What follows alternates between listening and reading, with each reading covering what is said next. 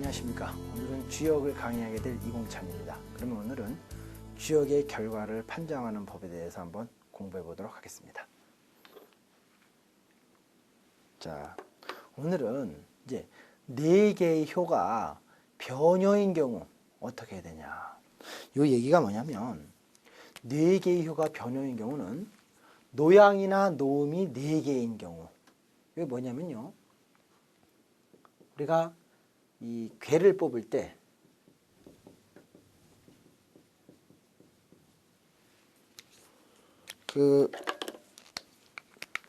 모두 동전 앞면이 나오는 경우, 이렇게, 혹은 모두 숫자가 나오는 경우 3번 던져서, 이럴 때 우리가 이런 경우는 노양이라고 얘기를 하고, 이런 경우는 노음이라고 합니다. 그래서 노양, 노음이 4개 이상인 경우 몇 대인 경우입니다. 근데 예를 들어 우리가 이제 택화협계다. 그래서 이태택,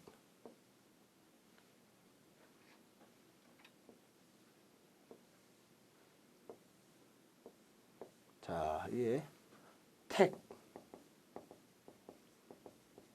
화, 협계가 있는데, 이 경우 2효와 3효와 4효가, 그러니까 2, 3, 4효가, 그 다음에 상효가 변효인 경우죠. 그러니까 이 경우는 이제 동전을 던졌는데 첫 번째가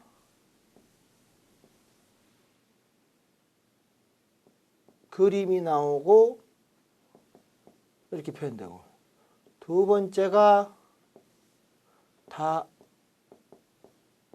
노음이 나오고, 세 번째가 다 노양이 나오고, 네 번째도 다 노양이 나오고, 다섯 번째는 소양이죠. 이렇게 나오고, 여섯 번째가 다 노음이 나오는 경우. 지금 요 경우가 지금 요 경우입니다. 요 경우. 요랬을 때 이 4개 이상인 경우는 어떻게 하냐. 요 나온 거를 바뀝니다. 바뀌어. 그 바뀐 거를 우리가 지게다 그래. 바뀐다. 이 지게. 바뀌는 게다. 지게로 바뀌는데, 자, 이건 어떻게 바뀝니까? 요거를 그대로 봅니다.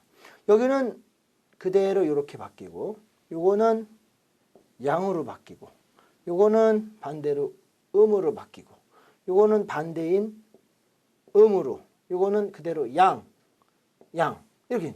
그럼 이게 풍, 택, 중부계다. 그래서 풍택 중부계로 바뀝니다. 그럼 여기서 어떻게 읽어야 하냐? 요 풍택 중부계에서 우리가 읽어야 되는 경우는 어떻게 해요? 풍택 중부계에서 다 읽는 것이 아니라 여기서 바뀌지 않은 개가 뭡니까? 예, 처음 개랑 다섯 번째. 그래서 여기를 처음이니까 초구하고 6, 5가 나의 개입니다. 근데 이 바뀌지 않는 개에서 초효와 오효죠. 요거를 읽는데, 이 여기서 이제 문제는 바뀌었기 때문에 이제 기준이 어디냐? 요 아래를 기준으로 읽고, 초효를 기준으로 읽고, 오효를 참고로 해서 읽는다. 이거예요. 그래서 여기 보시면 돼요. 초효를 기준으로 읽고, 오효를 참고해서 읽으시면 됩니다. 자, 5개의 효가 변효인 경우에 대해서 오늘 알아보도록 하겠습니다. 자, 이번엔 노양과 노음이 5개인 경우다. 이건 뭐냐? 아까도 얘기했지만 노양, 노음, 노양과 노음. 노양은 다 던졌을 때 동전 3개가 그림인 경우, 노음은 이런 경우가 노음인데, 요게 이제 5개 나오는 경우에 어떻게 하냐. 자, 택화협계를 예를 들면 택화협계. 택, 화, 협계가 있다. 그래서 택, 화, 협계가 있습니다. 여기서 이제 초효, 2효, 3효, 4효, 상효가 이제 노양, 노음이다. 그래서 이제 동전을 던졌을 때, 처음에 던졌을 때는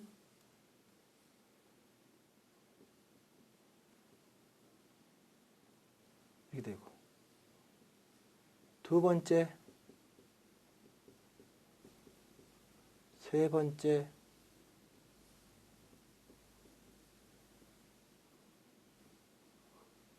네 번째,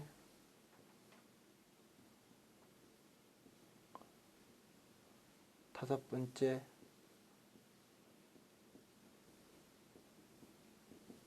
여섯 번째. 자, 요런 경우죠. 그러면 이제 요걸 갖고 요렇게 던졌는데 이런 협계가 만들어졌다. 근데 여기서 보면 노양이 하나, 노양, 노음, 노양, 노양, 노음 이렇게 나오면 이제 요 반대로 바꿉니다. 자, 첫 번째 건 어떻게 바뀌냐. 여기서 반대인 음으로, 여기는 양으로, 다시 음으로, 다시 양에서 음으로, 여긴 그대로. 그래서 여기 보면 뭐냐, 풍, 오손풍, 풍수 환깨. 그래서 풍수 환깨로 바뀝니다. 풍수 환깨로.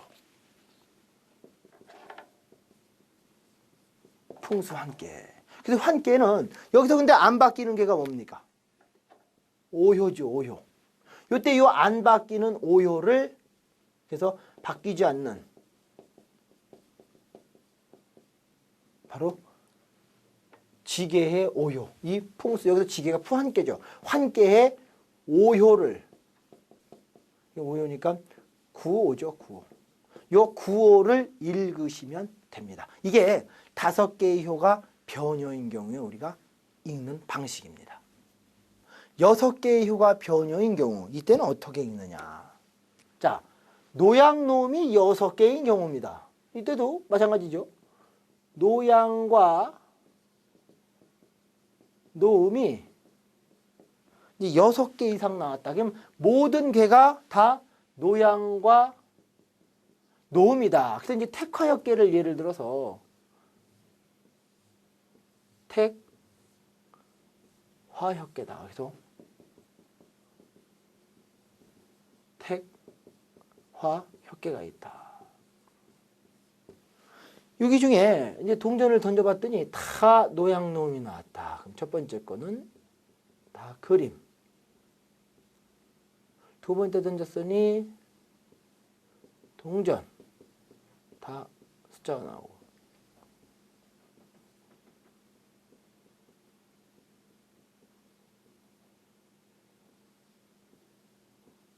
네 번째 것도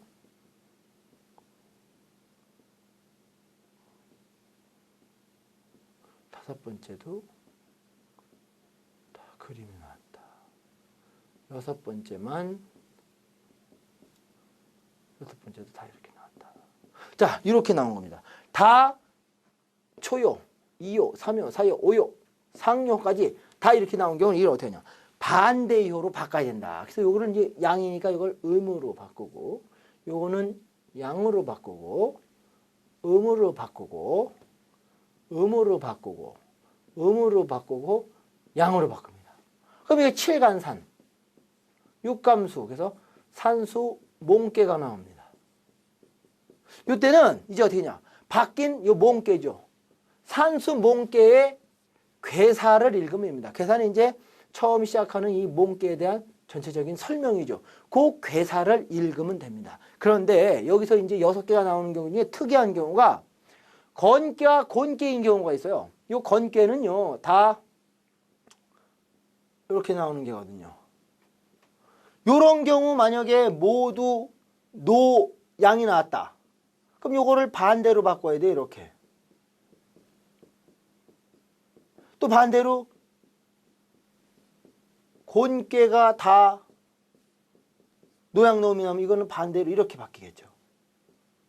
그래서 이제 요렇게 바뀌는 경우는 어떻게 읽냐. 건괴인 경우는 요 곤괴에 보면은 괴사를 읽지 않고 용육이라는 별도의 괴가 있습니다. 요 괴를 읽으시고 이제 반대로 곤괴인 경우 바뀌면 건괴가 오는데 이 건괴는 맨 끝부분에 상구에 대한 설명이 끝나고 나서 용구라는 괴가 있는데 요 괴를 용구라는 이 별도의 설명이 있습니다. 이 괴 이외에 그 용구와 용육을 읽어주시면 요 6개가 변형인 경우는 다 해결이 되게 돼 있습니다. 자, 그러면 이번에는 이제 이 괴를 읽는 공식에 대해서 배웠으니까 이제 괴를 실제 어떻게 우리가 읽냐 한번 중천건괴에 대해서 한번 봅니다. 이 중천건괴는 이런 괴를 이야기합니다. 다 양이 나온 괴다. 그래서 여기도 천이고 여기도 그러니까 거듭 나온다. 그래서 중천건이다. 중천건. 중천건. 그래서 이거 건괴죠. 건괴. 근데 우리가 요 중천 이렇게 뭐냐면 천천인데 이럴 때 이제 이름입니다. 그래서 중천건괴다. 그래서 우리가 이거 얘기할 때는 보통 건괴다 이렇게 얘기합니다. 건괴다. 자, 건괴가 나왔을 때 어떻게 읽냐. 이거 보시면 다 양의 모습이에요. 다 양의 모습을 갖추고 있습니다. 양의 모습.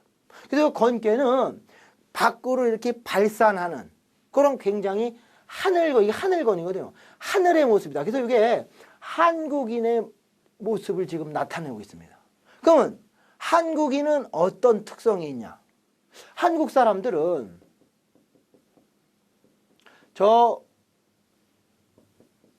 다른 민족과 가장 다른 특징이 뭐냐? 요 보면 한국 사람들은 두 가지 특징이 있다는 거죠. 본래의 나와 현실의 나. 요 모습이 있습니다. 그러니까 본래는 뭐냐? 다 왕자 공주지. 현실은 뭡니까? 아줌마 아저씨죠. 아줌마 아저씨. 그러니까 원래는 왕자 공주인데 아줌마 아저씨 대우를 받으면 열 받을까요? 안 받을까요? 예, 그게 열 받습니다. 그게 바로 뭐냐? 화병이다. 화병. 화병. 그래서 이 화병이 말입니다. 하버드 의학서적에 나오는데 뭐라고 정의되냐? 한국인들이 주로 걸리고 갑자기 심장박동이 빨라지면서 뭔가 훅 치밀어 오르는 현상이라는 거죠. 그래서 이 화병이 이제 쌓이게 되면 뭐냐? 바로 한이 맺힌다. 그래서 이 한이 맺히면 이 한을 풀려면 뭡니까? 원래의 나의 왕자 공주의 대접을 해주면 됩니다. 그리고 또 이 건괴의 특징은 뭐냐? 하늘은 말이죠. 지치지 않고 계속 뭔가 일을 추진하는 게 있다. 그래서 한국인의 끊임없는 그 에너지는 어디서 나오냐? 바로 이 하늘 같은 모습, 여기에서 나온다고 볼 수가 있습니다. 자, 그러면 이 건괴를 그냥 어떻게 설명하냐? 이제 건괴의 원문을 보면, 자, 건이다 이렇게 합니다. 건이다. 그래서 원코 써있죠. 원코, 형코, 리코, 정하다. 그러면 원형 리정이 요게 이 주역에서는 말입니다. 이거를 문자 그대로 해석을 하면 이게 해석이 안 됩니다. 이게. 그래서 이걸 어떻게 봐냐? 원형 리정을. 바로 요 원은 봄, 형은 여름, 리는 가을, 정은 겨울로 보시면 돼요. 이걸 보면 인, 예, 의, 지로서 이해를 하는 거죠. 그래서 봄에는 뭔가를 시작합니다. 그래서 원에 해당하면 뭔가 일을 시작하는 거죠. 뭐 씨를 피를 뿌리고 막 이렇게. 근데 여름에는 확장하는 겁니다. 적극적으로 뭔가 확장을 하고. 가을에는 결실을 합니다. 그 다음에 겨울은 저장을 한다. 그래서 이게 봄, 여름, 가을, 겨울이 원형 리정이에요. 그래서 여기서 뭐 시작을 하고 확장을 하고 열매를 맺고 저장한다. 요게 저장을 한다는 건 요거는 이제 아무거나 저장하지 않습니다. 시비를 가려야죠. 그래서 이 정이 겨울에 해당하는 이 지의 단서가 시비지심이거든요. 시비지심. 옳고 그름을 가려서. 그러니까 될 만한 싶은 거, 될 듯한 씨앗을 가려서 저장을 하면 이게 다시 또 봄으로 갈 수 있는 거죠. 그래서 여기서 보면 요 원형리정에는 사면일장이 올려납니다. 사면은 뭐냐면 세 개는 드러내고 하나는 감춰진다. 그래서 사면일장의 이치가 있습니다. 요게 자연의 모습입니다. 자연의 모습. 그래서 우리네 보면은 저 보시면 봄이나 여름이나 가을 때 뭔가 움직이고 이때는 가만히 있는 것 같죠. 그래서 하나 감정. 그래서 잘 보면 이거를 또 이렇게 봅니다. 유년기, 청년기, 장년기, 노년기 이렇게도 볼 수 있어요. 그럼 잘 보면 유년기, 청년기, 장년기를 내가 어떻게 보냈냐를 결정하는 건 노년기 때 그 모습을 보면 이게 답이 나와요. 그래서 요 겨울이 나머지를 끌고 간다. 그래서 보면은 요 감춰져 있는 것이 세 가지를 끌고 간다는 게 이게 사면일장의 이치라 사람도 보면은 하루가 24시간 있습니다. 아침, 점심, 저녁, 밤이다. 이렇게.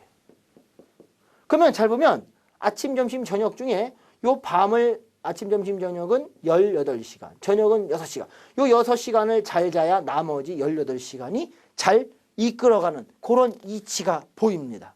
그래서 우리가 사람도 요 6시간을 잘 보내고 보니까 요런 이치를 갖고 모든 거에 적용을 할 수 있다는 거죠. 예를 들어 밥을 먹을 때도 우리는 이렇게 위가 있으면 4분의 3을 채우고 4분의 1을 비웠을 때 이 소화가 아주 잘 됩니다. 그래서 인간관계를 맺을 때도 다 드러내지 마시고 요 4분의 1을 감출 때 4분의 3이 잘 유지가 되는 그런 신비감입니다. 부부관계도 바로 요 사면일장의 이치에 맞춰서 해보면 바람직한 모습이 나올 겁니다.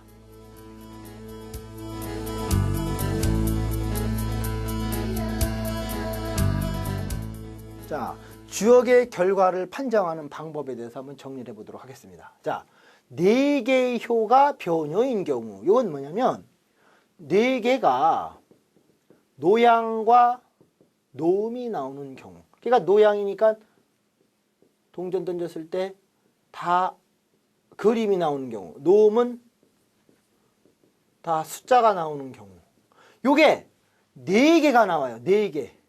그럼 요 나온 거를 4개가 나온 것을 바꿔야 됩니다. 바꿔야 돼. 반대로. 그러니까 뭐냐면 노양놈이 4개가 나오면 요 4개 나온 거를 바꾸게 되면 바뀌지 않은 2개가 있겠죠. 여기가 4개가 예를 들어 우리가 요 뭐 택화협계나 이런 거를 예를 들어야 되는데 예를 들어 보겠습니다. 택화협계가 있다 해서 택화협계다. 이 경우가 있는데 이 협계가 있으면 요 택화협계 중에 2요, 3요, 4요, 상요가 만약에 노양이다. 노양노음이다. 그럼 요거를 이제 반대로 바꿉니다. 여기는 그대로 오고 요거는 이렇게 오고 양, 그러면 여기서 바뀌지 않은 게가 뭡니까? 이 2개죠. 여기에는 오손풍, 택, 중북계인데 여기서 바뀌지 않은 초요와 오요 요게 4개인데 여기서 초요는 기준으로 하고 요거를 참고로 해서 읽으시면 됩니다. 요게 4개의 효가 변효인 경우에 실예입니다. 또 반대로 두 번째 5개의 효가 변효인 경우 자, 요 5개가 변효인 경우다. 자, 이 택화역계를 예를 듣고 한번 또 보도록 하겠습니다.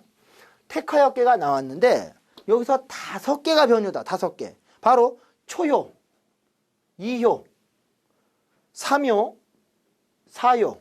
그 다음에 상효가 만약에 노양, 노음이다. 그럼 이럴 때는 반대로 바꾸죠. 또 요거를. 양, 이건 그대로 오고요. 양이다. 그래서 풍계, 요감수 환께. 그래서 풍수 환께가 나옵니다. 이때는 여기서 바뀌지 않은 게가 오요입니다. 요 오요를 읽으시면 되겠습니다. 그 다음에 6개의 요가 변요다. 그럼 또 요 풍수 환께 그대로인데 여기서 예를 들어 다 변요가 나왔다. 여기 5개가. 그럼 이걸 전체를 다 바꿉니다. 그러면 양,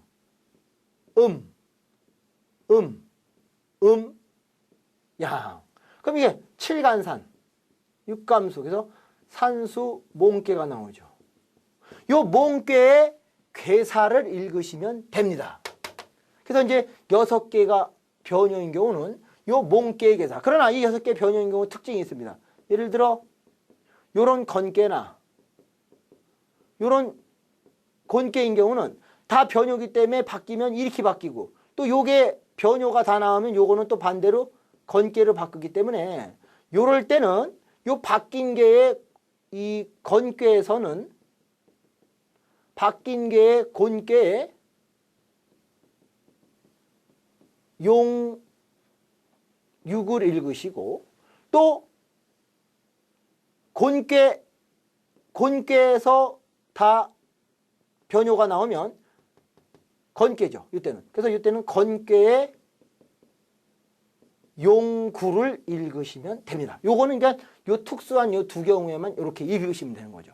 그래서 모두 건깨가 나왔다 그러면 곤깨를 읽고 또 곤깨인 경우는 다 건깨의 용구를 읽고 이렇게 하는 거예요. 그 다음에 이제 중천건깨는 뭐냐면 요 이제 모든 첫 번째 주역 중에 이 건깨에 대한 설명입니다. 근데 여기 보면 이것도 하늘이 관다해서 그래 거듭 나왔다. 그래서 중, 천, 건깨다. 이렇게 보면 중천, 건깨.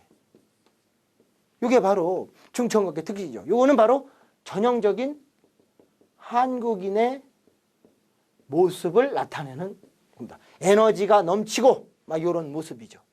그 다음에 이 중천건깨의 기본적인 건 뭐냐? 바로 사면일장의 원리가 있다. 그래서 이 건깨의 개사를 읽어보면 건이다. 원코, 형코, 리코, 정하다. 그래서 이 원은 바로 봄에 해당되고 형은 여름에, 리는 가을, 형은 겨울에. 그래서 보시면 봄, 여름, 가을은 뭔가를 끊임없이 움직이죠. 그래서 드러나고 겨울은 가만히 있다. 그래서 이거를 삼현, 세 개는 드러나고 하나는 감춰져 있다. 그래서 사면일장의 이치가 있다. 이 사면일장의 이치가 우리 인간관계에서도 아주 필요하죠. 남들과의 관계를 맺을 때 요 4분의 3은 드러내놓고 4분의 1은 가만히 있을 때 요 가만히 있는 4분의 1이 그 나머지 4분의 3을 끌고 간다는 거죠.